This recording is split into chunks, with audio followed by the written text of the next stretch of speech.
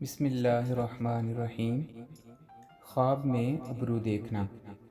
अगर आप ख्वाब में घने अबरू देखते हैं तो उसकी तबीर है कि आप इल्म हासिल करेंगे।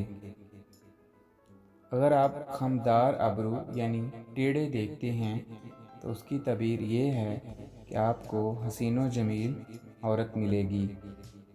अगर आप ख्वाब में गिरते हुए अबरू देखते हैं तो उसकी तबीर ये है कि आप परेशानी में मुब्तला हो जाएंगे।